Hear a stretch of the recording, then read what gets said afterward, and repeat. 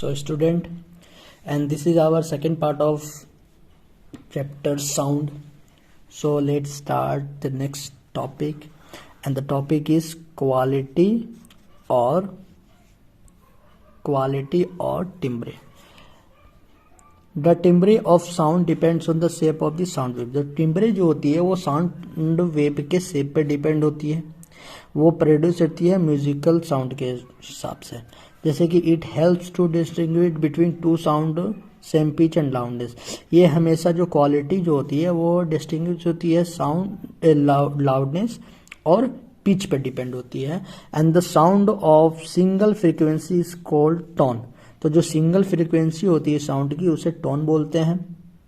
जब mixture of different frequency is called note. यानी कि बहुत तरह का जब मिक्सचर होती है फ्रीक्वेंसी की तो उसे कहते हैं नोट. यानी कि सिंगल फ्रीक्वेंसी को टोन कहेंगे और मिक्स फ्रीक्वेंसी को नोट कहेंगे. तो noise is unpleasant to hear while the music it pleasant to hear. तो नॉइज क्या होती है?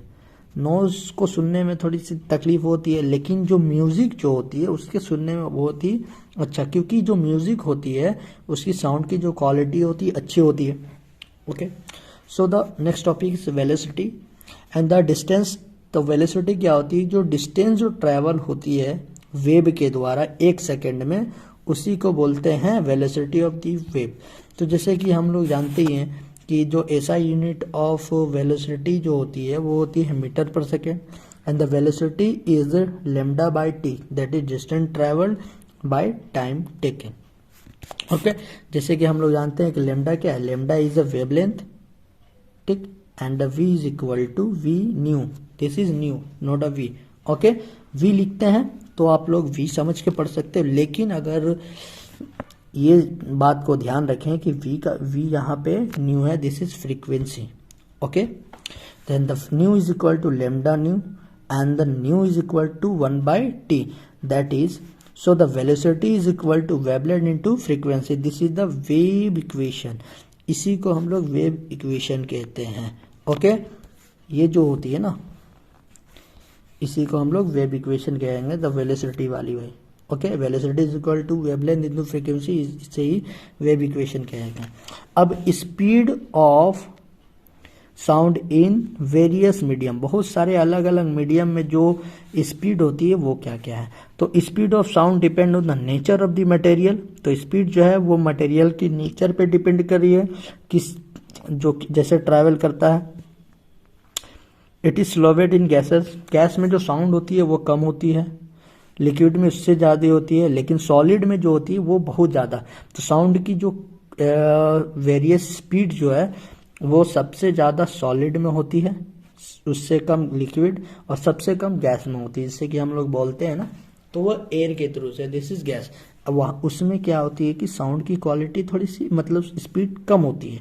तो speed of sound increase with rise in temperature. तो जैसे जैसे टेम्परेचर बढ़ेगा स्पीड भी साउंड की बढ़ती है, ठीक है. जैसे और ह्यूमिडिटी बढ़ेगी तो भी इंक्रीज करेगी. And speed of light is faster than speed of sound. तो स्पीड ऑफ लाइट जो है वो स्पीड ऑफ साउंड से ज़्यादा है. तो एयर में जो स्पीड है साउंड की वो है 344 और 42 भी बोलते हैं. तो 344 मीटर पर सेकेंड एट 22 डिग्री सेल्सियस. तो 22 डिग्री सेल्सियस पे जो स्पीड है साउंड की वो 344 मीटर पर सेकेंड 22 डिग्री सेल्सियस पे. जैसे जैसे टेम्परेचर बढ़ेगी स्पीड ऑफ साउंड भी इंक्रीज होता चला जाएगा. अब हम लोग आएंगे कि सोनिक बूम क्या होता है. बहुत सारा क्वेश्चन आता है कि what is sonic boom. Okay, तो सोनिक बूम क्या होता है? तो some aircraft, bullet, rockets etcetera have supersonic speed. तो वो बहुत सारे एयरक्राफ्ट, बुलेट, रॉकेट, ठीक है, ये सब का सुपरसोनिक स्पीड होता है. तो सुपरसोनिक और सोनिक बूम क्या है कि supersonic reference to the speed of an object which is greater than the speed of sound. वो क्या होता है? सुपरसोनिक का जो स्पीड का जो रेफरेंस होता है वो किसी भी ऑब्जेक्ट के लिए इस हिसाब से बहुत ज़्यादा होता है. वो बहुत ही ज़्यादा लाउड साउंड प्रोड्यूस करता है, जिसको शॉक वेव भी कहते हैं. ओके, तो sonic wave is an explosive noise cause by shock wave. तो सोनिक बूम क्या है कि जब एक्सप्लोसिव, जैसे कि कोई बम फट रहा हो, ठीक है, तो जब बम फटता है तो क्या बहुत ही एक्सप्लोसिव नॉइज आता है, तो वो शॉक वेव के द्वारा आता है। Okay, it emits tremendous sound energy which can shatter the glass panel of window. Okay, and the reflection of sound तो हम लोग पहले ही पढ़ चुके हैं, फिलहाल फिर भी देख ले, वो रिफ्लेक्शन था। ठीक है, तो like light, sound also bounce back when it is falls on the hard surface. It is called reflection of the sound, and the law of reflection of light are obeyed during the reflection of sound। मतलब क्या है कि जो law of reflection of light था वो reflection of sound के द्वारा ही ओबे होता है।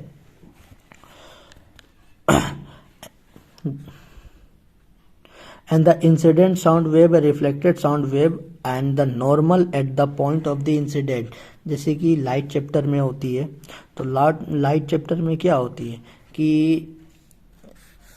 एक ऑब्जेक्ट है, तो इंसिडेंट रे और रिफ्लेक्टेड रे क्या होता है, आपस में इक्वल होती है। उसी तरह से इसमें भी है, और बीच से नॉर्मल होती है, तो इसमें भी वही है कि reflected sound wave and normal at the point of incident lie in the same plane, हमेशा वो सेम प्लेन में होगी। Okay, and angle of reflection of sound is always equal to the angle of incident of this sound। okay, incident angle of reflection और angle of incident हमेशा equal होगी। Eco क्या होती है, दो रिपीटेशन जो होती है ना साउंड की, cause by the reflection of sound, reflection of sound के द्वारा जो साउंड का रिफ्लेक्शन होता है उसी के इको कहते हैं। जैसे कि आप कोई माउंटेन एरिया पे चले जाओ, वहां से अगर चिल्लाओगे तो दोबारा वो साउंड आती है, क्योंकि वहां पे क्या है कि रिफ्लेक्श होती है साउंड, तो इसी को इको कहते हैं। तो किसी भी वेन कोई भी चीज़ अगर हम कोई इको अगर सुनते हैं तो हमारे साउंड में लगभग हमारे कानों तक 0.1 सेकंड तक वो इको होता रहता है। तो इको जो प्रोड्यूस होता है साउंड रिफ्लेक्शन के द्वारा होता है हार्ड सरफेस पे। ओके, अब रिवर्बरेशन क्या होता है, व्हाट इज रिवर्बरेशन, क्वेश्चन बहुत सारे आते हैं कि व्हाट इज रिवर्बरेशन। जो परसिस्टेंस होता है साउंड का बहुत सारे हॉल में due to the repeat reflection of the sound from the wall ceiling floor और the hall is called reverberation. जैसे कि मान ले कमरे में आप खड़े हो, उस कमरे में कोई भी सामान नहीं है, ठीक है, अगर आप कुछ बोलते हो तो वहां पे आवाज गूंजती है, तो उसी को रिवर्बरेशन कहते हैं। ओके, तो अगर रिवर्बरेशन बहुत ज्यादा है, ठीक है, तो साउंड ब्लर हो जाएगी। ब्लर मीन्स बहुत ही उतनी क्लियर साउंड सुनाई नहीं देगी। And distorted the confusion due to the overlapping of the different sound, बहुत सारे साउंड का जो ओवरलैपिंग हो जाता है। ओके, रिवर्बरेशन अगर बहुत ज्यादा होगी तो साउंड क्लियर नहीं आएगी। ओके, तो the method to reduce the reverberation in the big hall और ऑडिटोरियम, बहुत सारे हॉल और ऑडिटोरियम में रिवर्बरेशन कैसे कैसे होता है। अगर मानिए आप कभी मूवी देखने जाते हो तो ये बात हमेशा देखें कि जब भी कोई हॉल हो या फिर मूवी देखो तो उस कमरे की जो दीवार होती है ना वो प्लेन नहीं होती है। ओके, उकड़ खाबड़ होगी, क्यों, क्योंकि वहां पर रिवर्बरेशन को कमी करनी है। तो अगर रिवर्बरेशन कमी होगी तभी तो वहां पे साउंड जो है अच्छी सी आएगी, गूंजेगी नहीं।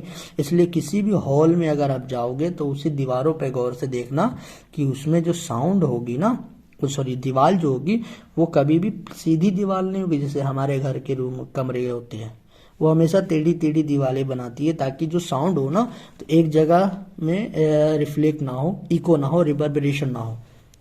ओके, तो heavy curtains are put on the door, बहुत सारे हेवी कर्टेन्स भी बनाए जाते हैं। Carpet put on the floor, floor में कारपेट लगाया जाता है। सीट जो मटेरियल बना होता है वो साउंड एब्जर्विंग प्रॉपर्टी का होना चाहिए। तो इस तरह से जो रिवर्बरेशन को हम लोग हटा सकते हैं।